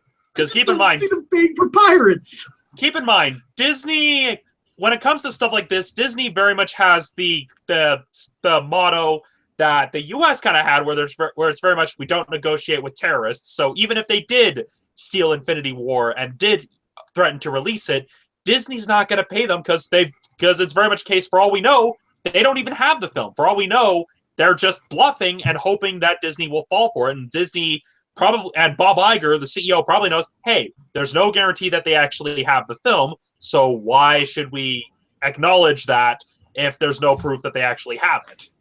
Well, and apparently, if their demands are not met, and maybe I'm reading the article wrong, but the extortionists are threatening that they will release the first 5 minutes of the film and then 20-minute chunks unless a sizable ransom was paid. So at that point, it's like, oh, you are going to pay us? 5 minutes. So in 5 minutes, we can all determine that this is a piece of crap and move on. Oh, you're still not going to pay us? 20 minutes. So now we have 25 minutes of a piece of crap movie that we're not going to pay for. Well, you don't know that it's crap yet. I don't, but... I mean, there's very good indication that it will be, but you don't know that. I don't know that, but like I'm already kind of there. I didn't even know if I wanted. I mean, I'm not judging your decision to say it's a horrible movie. There's empirical evidence to indicate that it could be. Yes, but you don't know that. Yeah, and apparently this isn't the first time. This isn't the first time it's happened. because there is a recorded incident in which this happened, in which another anonymous hacker or group of hackers, again, you never know, tried to pull the same thing on Netflix, and basically the difference is that they followed through on their threat. The threat was, hey, if you don't pay us a ransom, we'll upload the whole 5th season of Orange is the New Black. Netflix basically said, no, we're not paying you, and so they followed through. And so it's not the first time that this sort of thing has occurred.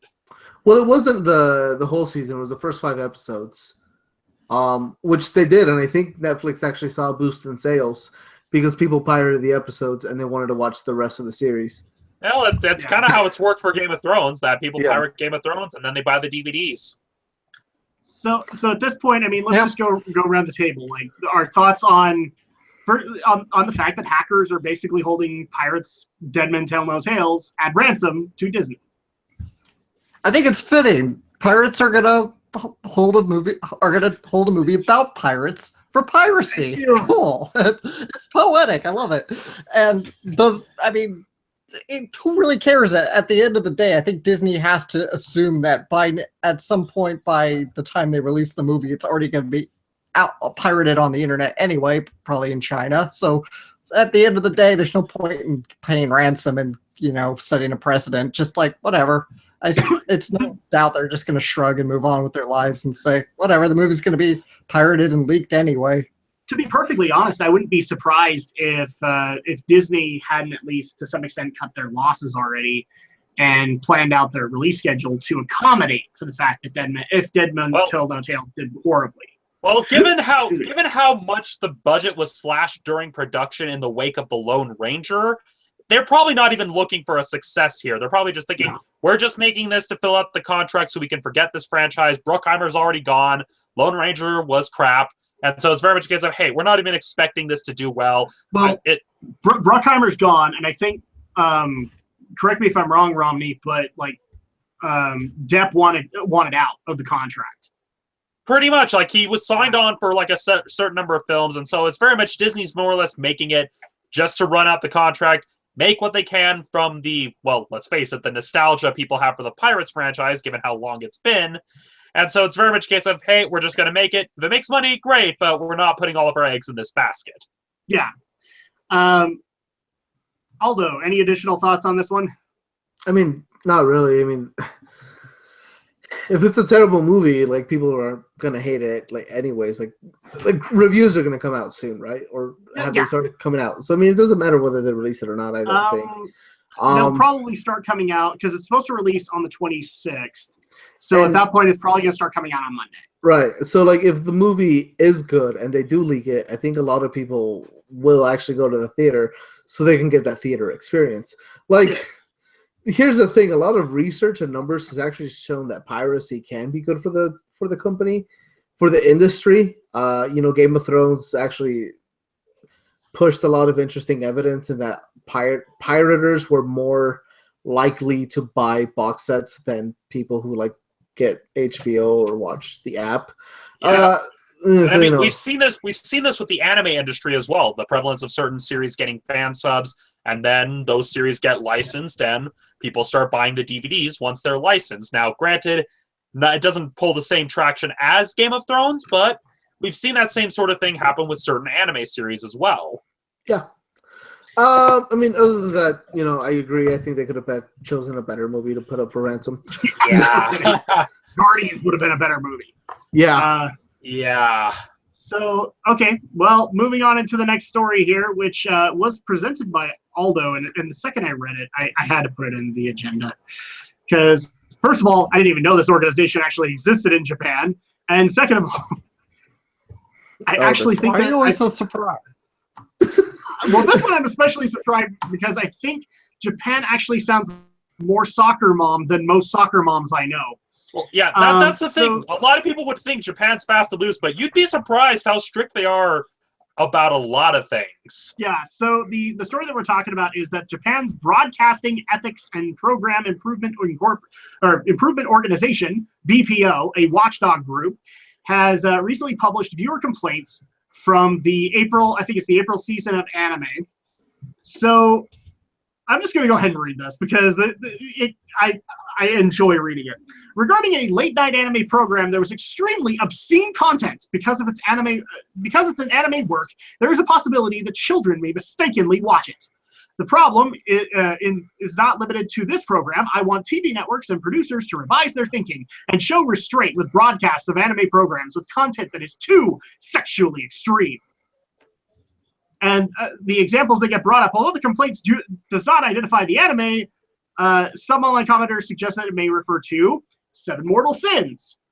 If I murdered these names, I'm sorry. Soryo to Majiwaru Shikiyoku no Yoru ni and Eromanga Sensei. Then it also goes into other possibilities that they may be referring to Scum's Wish. They may be referring to a scene in Detective Conan in which sushi is eaten off of a woman's body.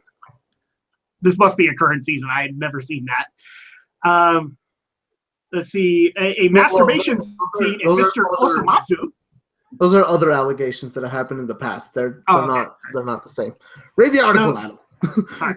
I'm missing details here. The masturbation scene in Mr. Osomatsu, a scene involving suggestive banana eating and yokai watch. Really? That's a big thing in Asia, I find. It's erotic banana eating. I thought penises were a joke in Japan. They're a joke everywhere. Yeah. Plus, I mean, that we're getting into like something that would basically require a full anthropological lecture regarding their approach to certain things as opposed to the West. But looking at it, especially given that they also have complaints leveled against the violence in Mobile Suit Gundam, Iron-Blooded Orphans, and other related things, it's very much the way I see it. I just look at this, I'm just like, the more things change, the more they stay the same. Wow. Yeah. So the other thing after Iron-Blooded Orphans, the main characters of Pripada, I think I'm saying that right, being shown in swimsuits in the ending. And then VPO's report also included in August a complaint about the smartphone game Pokemon Go and its portrayal in news programs. It just gets better and better throughout. Yeah.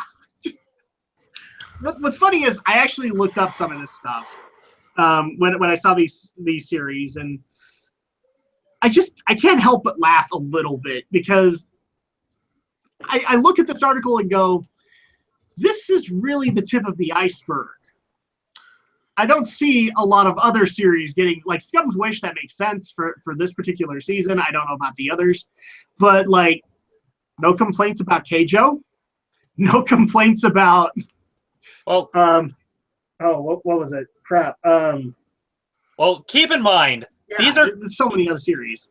Keep in mind, these are published choice comments that had been submitted to this organization. So, for all we know, there probably were comments. They just weren't in the list of comments that they chose to release for public purview. And so, honestly, and plus, given how much anime is produced in a given year, they can't keep track of every single series. I mean, to be fair, if you really wanted to, there is a link to the BPO website. And so if you can read Japanese, you can go in and sift through and probably find several dozen Keijo complaints. Probably. Actually, another one that I would probably look for too would be, just for curiosity's sake, Your Name. I want to know if there was actually complaints. Well, that's a separate thing. Yeah, Your Name is not on TV. This is talking about anime that airs specifically on television, since this organization is kind of similar to what the FCC does for television. So okay, so I need to limit this to just TV series. Okay. Yeah, I think. So, I mean, like, I think a better comparison, Romney, than the FCC is the Parents Television Council over here, because this doesn't seem like a government organization. This just seems like a group of. Well, if it was a government organization, it wouldn't be called a watchdog group. So and I mean, to be fair, like this is really more akin to like the complaints that were here in the U.S. when South Park and like Family Guy were kind of at the height of television. Yeah. When people were going like, you can't have these animated things. Kids will watch them, and it's like, well, they're up at 10 at night, so what the hell are your kids doing up that late? Well, to be fair, with stuff like South Park, not for much South Park, but for Family Guy, that one was being shown at a primetime slot, so there the complaints hold a little bit of water. Yeah, but it's also Family Guy was prime time, and South Park was like 10 or 11 o'clock. Yeah. So. Well, yeah, and another thing to consider is that it's similar. It's the same sort of groups that for shows like Power Rangers, for example, there's like, oh, it's too violent. Kids may try to imitate said violence, and so on and so forth. It's very much the same sort of groups that complain about this stuff all the time. Professional complainers. So SIWs. I do like the fact. No, I do like the fact. I do like the fact Blood Sea is listed, not because I think Blood Sea is truly I was wondering if offensive. you noticed that one. It just is an assault on all senses of how truly bad it is. No, but on that note, though, the one that surprises me is Your Lie in April, which is like a fairly like innocent anime. Yeah. Again, professional complainers. They will find anything and everything. Unless like somebody complained about like the child beating aspect. Oh yeah, you know what? They probably complained about the child beating aspect.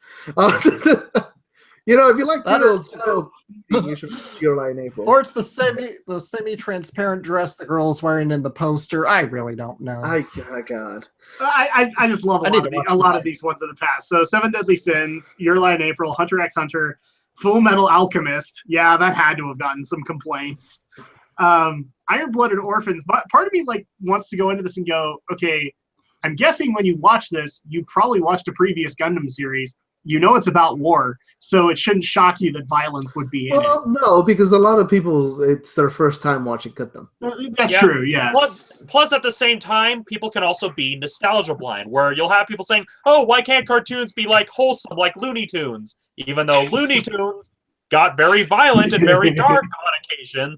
I mean, literally, I was watching a Brad Jones video, breaking down a video talking about all these evil cartoons. He's like, oh, why can't they go back to stuff like Looney Tunes, even though Looney Tunes themselves are very violent? See, the thought that comes to my mind off that is like, really? You bring up Looney Tunes? Tom and Jerry, man. Tom freaking Jerry. Yeah, exactly. And that's the thing. People may, even if they were familiar with Gundam, they may be nostalgia blinded and may not realize, hey, the show was actually kind of violent back then, too. Yeah, exactly. Well, yeah, I'm going through the past of the series. I can tell you it was more than just violent. This reminds me quite a bit. There's a moment in a Simpsons episode. I don't remember what season, what episode, but there's this moment Ned Flanders is like in his den, meticulously jotting down any potential offensive content. He's just going videotape after videotape after videotape. And of course, all the while his kids are looking on concerned. I'm pretty sure this was post Maud Flanders' death here. It was. I remember the episodes because Kent Brockman accidentally swore on the air. He then asked people on the street, oh, did you see it? And nobody saw it except Ned Flanders. Ned Flanders saw it. So, yeah, final thoughts before we move on into the next story, because there's not a whole lot to go on here, but man, it was so satisfying to go through this. Yeah. I don't know why. Again, this is nothing new. These groups have existed since the inception of television, especially when you consider the fact that when television was first released in the United States and when it was brought over, it was initially marketed as an educational tool for children to bolster sales. And so, again, these groups are always going to be around. They're not going away. It's really nothing new. Yeah. All right, so moving on into the last story that we have tonight, which is actually a good one, because if people remember, a while back, we did a review of Mamoru Hosoda's recent movie, Boy and the Beast. I was about to say Beauty and the Beast, and I had to stop myself. Boy and the Beast. And he has now hinted that he has a new movie coming out, and he's given us a little bit into what it might be about. His next tentative film is being called, or at least for the moment, being called Mirai, and is being produced at Studio Chizu, with his newly launched sales banner Charades bringing it to the market. So Mira follows a 4-year-old boy who is struggling to cope with the arrival of a little sister in the family until things turn magical. A mysterious garden in the backyard of the boy's home becomes a gateway, allowing the child to travel in time and encounter his mother as a little girl, his great-grandfather as a young man, and his sister as a grown woman. These fantasy-filled adventures allow the child to change his perspective and help him become the big brother he was meant to be. And the other cool part about this is, like, I've seen you guys talk about it, but it's actually cool to have it like on paper and listed out, is if you look at the previous Hosoda productions, the girl who, all of them have kind of a corresponding theme that loops into the next one. Girl Who Leapt Through Time was about youth. Summer Wars was about family. Wolf Children, Ame and Yuki, were about motherhood. Boy and the Beast was about fatherhood, father and son relationships. And my new film is about the relationship between brothers and sisters. Damn it! I'm gonna have to buy a bunch of Hosoda DVDs. I mean, it's only 4. Yeah. What I can't. I don't know why they. I don't know why they listed Ame Yuki as separate, because that's just the Japanese title of Wolf Children. Yeah. Unless you want to be an idiot like me and pay like $160 for all 4 of the collector's editions. But other than that, they're pretty cheap. But somewhere off in the ether, Alex is going to get off of this podcast and just start evil laughing out of nowhere, because now he gets to see me eat some damn crow, because I did like Boy and the Beast, but I never completely finished Summer Wars, and now this has actually motivated me to go watch the other Summer two. Wars? Yeah, what the hell's wrong with them? Have you not seen Wolf Children either? No. Have you seen Girl Who Leapt Through Time? At least I don't think. What the hell are you doing with your free time? I don't know. He's watching Gundam. He's watching all those damn. Yeah, the Girl Who Leapt Through Time, I don't think I have. What's funny is Alex actually let me borrow his Blu-ray of Summer Wars, and I didn't get all the way through it. And I had it for how long? How do people not finish? I don't remember. I don't remember lending it to you, but it's possible I did. Well, at that time, to answer that question a little bit, I was living with my dad, and that's enough said. I don't care. I could have gotten 10 minutes into that film, and immediately I had a crisis to go solve, unfortunately. So, Wolf Children, never seen it, but Alex actually did. No, you didn't do a review for it. It actually came up, I think, as one of your top 10 movies one of those years. You did do a review. I did review. It's both. I have reviewed it, and it is one of my top lists for your channel. But what I was thinking of was the Draken Shadow video where you talked about it. You know, Alex does have his own channel. Just kidding. Yeah, Alex does have a YouTube channel, by the way. I do. And then Boy and the Beast we already did. So I mean, I'm already very excited for Mirai and interested in what they're at least given what we know what they're gonna do to pull this off. I think you're going to enjoy Summer Wars. There's a scene where somebody maths so hard they bleed on their nose. That's true. They math so hard? They math so hard they start nose bleeding. The force of his math was so great. Don't do math, children. Don't do math. My teachers want me to do math, although are you telling me it's dangerous? You know what? Now that you're a parent, though, watch Wolf Children. Yeah, you and it should sit down together, watch Wolf Children, because I think you'll both enjoy it tremendously. If you need a copy of it, I have like 3 copies of it. I can let you borrow it. You have 3 copies. Give up one. No, I need them to let other people borrow them. I'm guessing you're just starting your own lending library. You just got the one for you, the one to lend out to certain people, and the one to lend out to people who know how to take care of DVDs. Well, to be fair, so I have the special edition, and then I have the Blu-ray DVD. So I have like 3 copies because I have the Blu-ray and the DVD. Wolf Children or Girl Who Leapt Through Time? Both of them. Okay. So all that's missing now is that you need to somehow get a VHS version, and you'll have basically all the home video you need of those. Alternatively, if you're interested, I can also let you borrow my Vudu. I have them on my Vudu, so you can watch them. You can stream them, whichever. See, the thought. Okay, I don't know if I want to necessarily bring this up because I think Romney might kill me, but all this talk actually just brings up. So Romney's got a project. And I'm not going to tell you guys what it is, but he's got a project where he's working with some of us on particular movies and all that. And him and me have been working on ours. And the reason that I made the suggestion that I did was because I actually forgot and had my family remind me that we actually have 8 different copies of that movie. 8 different copies, all with different endings and whatnot. So at that point, it's like that's what's coming to my mind right now is, wow. We have like 8 copies of this movie, and Aldo has like 3 copies of each of these anime movies. I only buy one, and usually now it's a Blu-ray DVD combo.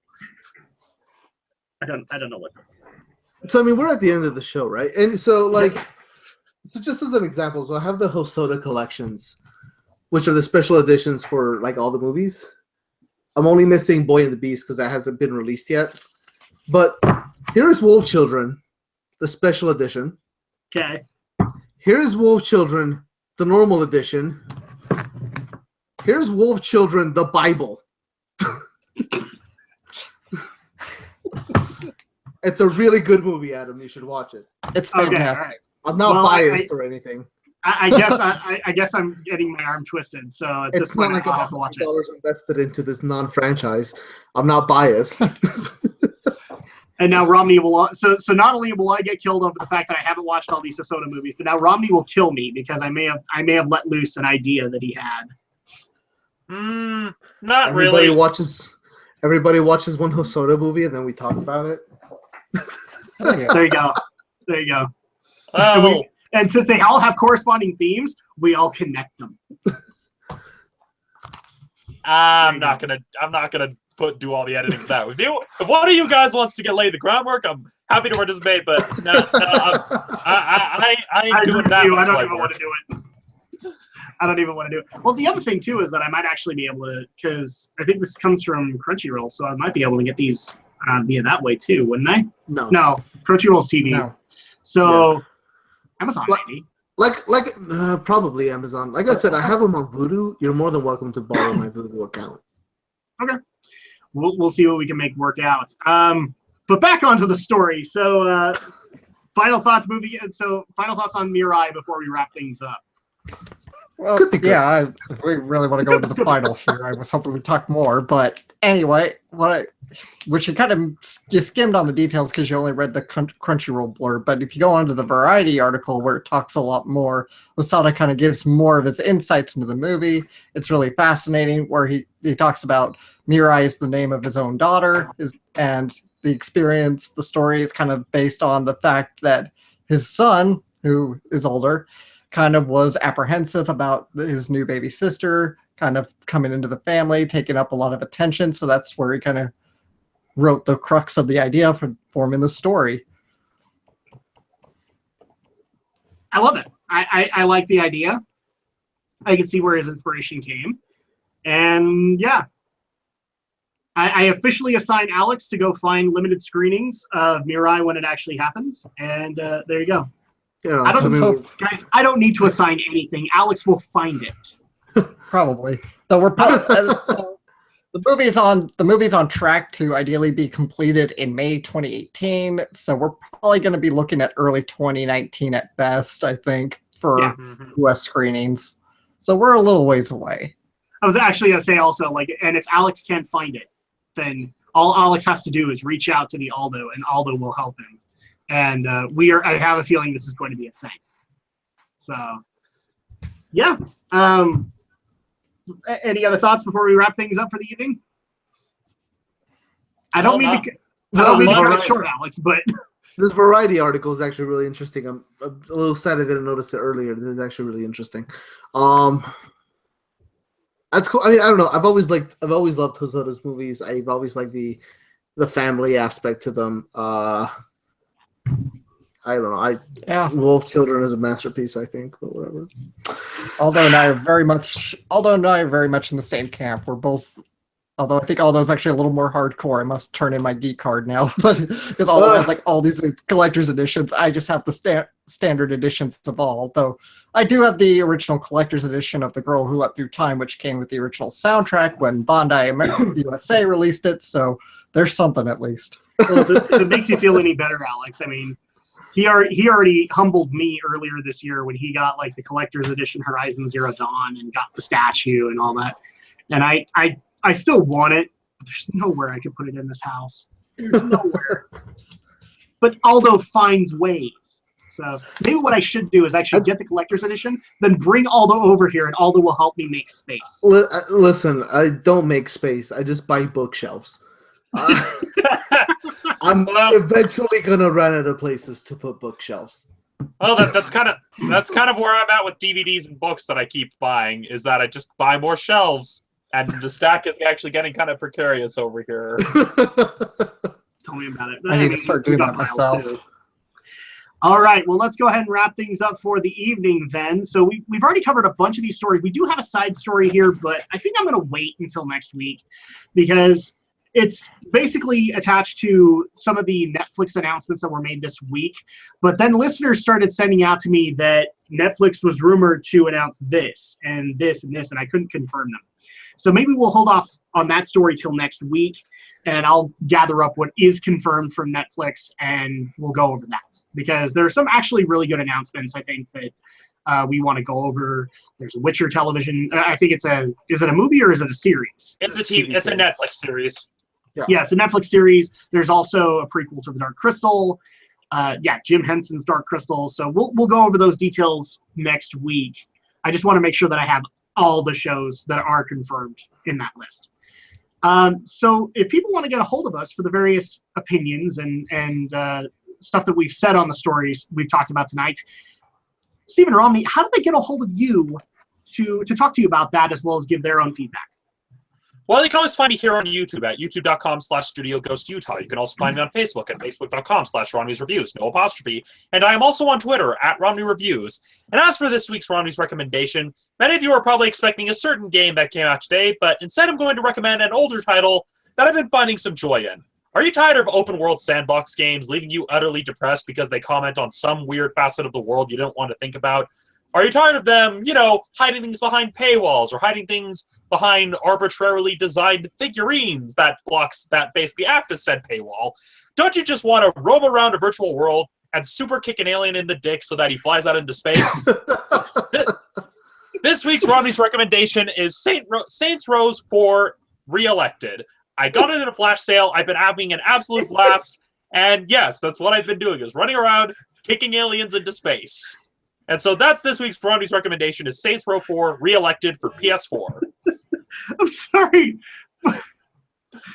I'm used to like Romney's stuff being fairly serious and being straightforward and all that. And then all of a sudden I hear punch an alien in the dick into space. Like kick an alien in the dick into space. Like, because if you punch, they don't fly into space. They just fly down the street. You have to go for the kick. Oh, okay. I'm guaranteed to not sleep without the weirdest dreams whatsoever tonight. Alex, the Shadow Blazer, how do people get a hold of you on your various channels and social medias and all that?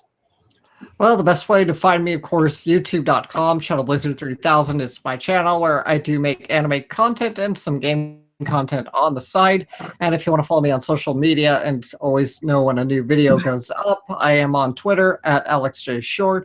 And if I actually might take a bit of a page out of the Romney playbook for a bit, I also want to give my own recommendation because this week I picked up the DVD version of American Crime Story, The People vs. O.J. Simpson, which is the first season. Really great. I watched it on not Netflix. I watched it on FX when it first premiered, and it's great to go back and watch it again. Really great scripted drama for television. All right. Aldo Gomez, how do people get a hold of you for the opinions that you've displayed this evening? You can find me either on youtube.com/sportoffline, on my website, sportoffline.com. You can get to me on Twitter at Steamboat Taco.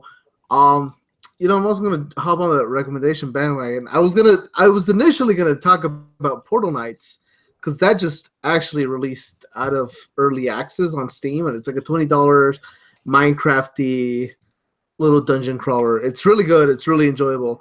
But instead, somebody recommended it to me to look into it for a try. So you're gonna have to let me know what you think.